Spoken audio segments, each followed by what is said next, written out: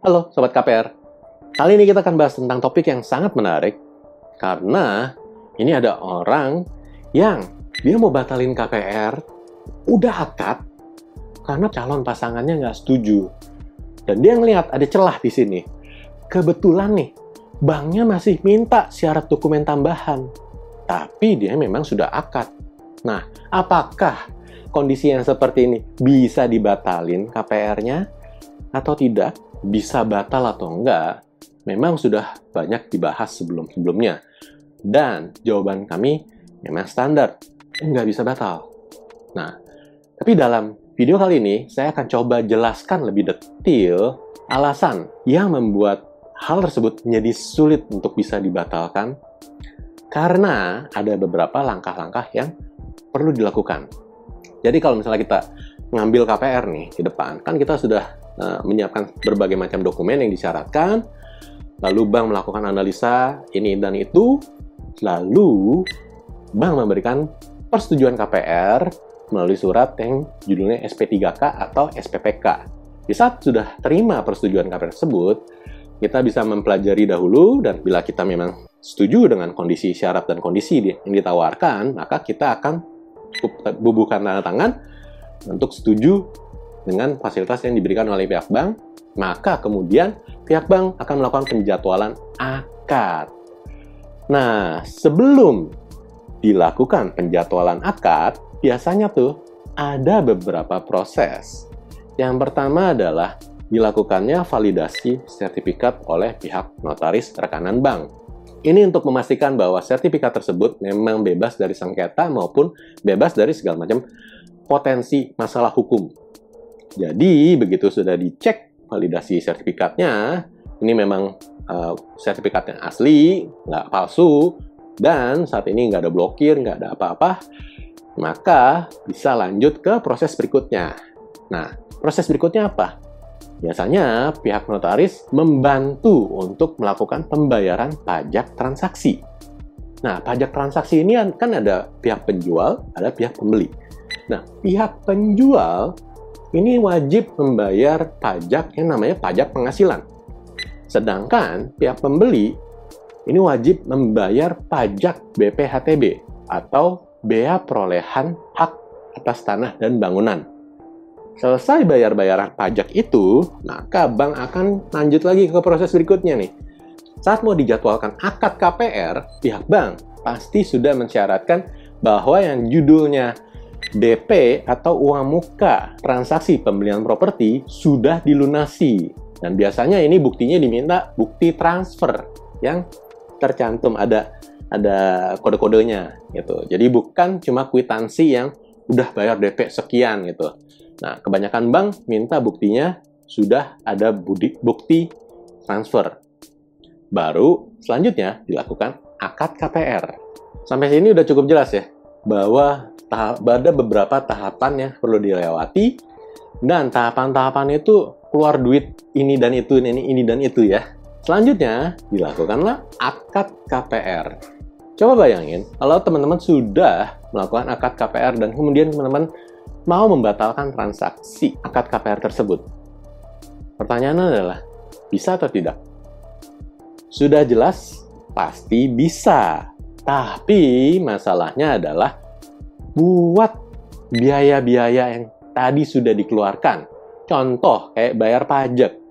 Si penjual kan udah bayar pajak penghasilan atas penjualan propertinya. Nah, mesti minta balik ke kantor pajak gitu. Emang kantor pajak bisa kasih pengembalian? Coba cek sama teman-teman yang kerjanya di kantor pajak atau sama notaris atau PPAT yang teman-teman kenal. Ada nggak kejadian udah dibayar pajak, itu pajaknya minta dibalikin dan gampang keluarnya? Coba pastiin. Nah, kalau nggak gampang keluarnya, artinya kan repot. Berarti ada potensi kemungkinan si penjual rugi. Karena dia udah bayar pajak, tapi nggak jadi jual. Nah, ini kan bagaimana perhitungannya? Nah, jadi untuk kondisi bayar pajak, biar adil, ini kan yang mau batalin kan yang beli. Berarti dia wajib tanggung jawab dong. apa yang sudah dibayarkan oleh si pihak penjual, ini mesti dibalikin, mesti ditanggung oleh si pihak pembeli. Nah, dibalikin. Nah, ini kemungkinan sah. Nah, selanjutnya untuk masalah DP. Nah, biasanya nih, kalau yang judulnya DP atau uang muka, ini udah ada kesepakatan. Kalau sampai pembatalan, ini bisa hangus sebagian atau hangus seluruhnya. Nah, jadi kalau teman-teman jadi pihak pembeli dan mau batalin, dan ternyata kesepakatannya adalah hangus seluruhnya, ya udah tuh, berarti buat DP tersebut akan hangus seluruhnya. Selain teman-teman sebagai pembeli sudah bertanggung jawab atas bayar pajaknya si penjual, teman-teman juga harus bertanggung jawab untuk masalah DP yang hangus. Dan yang poin berikutnya, untuk akad KPR itu sendiri, kan ada biaya-biaya KPR yang sudah dikeluarkan.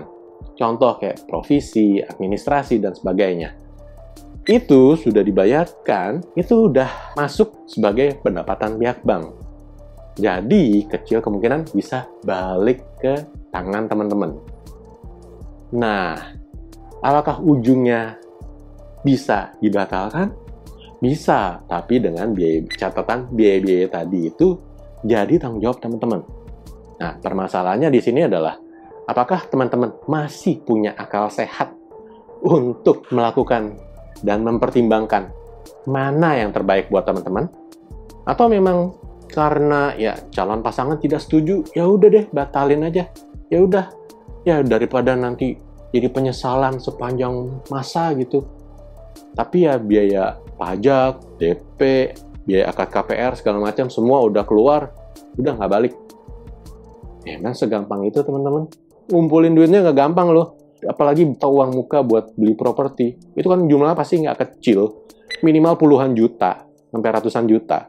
Nah itu kalau hangus, aduh, saya sih nggak kepikir ya, akal sehatnya ada di mana.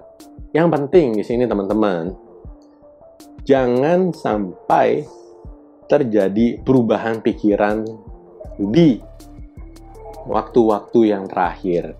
Kenapa? Karena proses KPR itu sendiri kan juga udah panjang. Udah bisa sekitar 2 minggu sampai 1 bulan gitu. Itu udah bisa dibilang cepat. Selama waktu tersebut, teman-teman kan bisa berpikir berulang-ulang gitu. Berpikir berkali-kali gitu. Memang jalanin atau enggak. Kalau memang si calon pasangan ada indikasi nggak kepengen dari awal, ya sudah, jangan dipaksain. Tapi kalau teman-teman sudah terlanjur nih sampai akad KPR dan ternyata si calon baru bilang nggak setuju, ya mungkin teman-teman saatnya mempertimbangkan kembali mana yang lebih berharga. Apakah memang semua pertimbangan dan biaya-biaya pajak, DP, akad KPR itu semuanya itu yang udah teman-teman cemplungin itu nilainya itu berarti buat teman-teman, atau pendapat dari calon pasangan teman-teman yang lebih berarti? Jawabannya ada di teman-teman. Tapi Pak, kan katanya kebetulan bank masih minta syarat dokumen tambahan. Nah itu gimana Pak? Kan mestinya masih bisa dong Pak dibatalin. Nah pertanyaannya di sini adalah, syarat dokumen tambahan yang diminta itu apa? Kalau yang diminta cuma masalah slip gaji terkini, atau yang diminta adalah kartu keluarga yang paling baru, ya itu apa hubungannya sama transaksi akad KPR yang sudah teman-teman lakukan sebelumnya? Jadi, jangan lihat adanya kebutuhan bank untuk meminta syarat dokumen tambahan itu sebagai suatu celah untuk bisa batalin akad KPR. Karena kalau memang sudah dijadwalkan dan teman-teman sudah tanda tangan di hadapan notaris PPAT, ya udah beres semuanya. Sudah selesai. Jadi, tidak ada jalan balik. Oke, sampai di sini dulu penjelasan kali ini. Semoga teman-teman bisa dapat informasi yang berarti dan jangan lupa share ke teman-teman yang lain supaya lebih banyak orang yang tahu. Oke, sampai jumpa di episode berikutnya. Bye!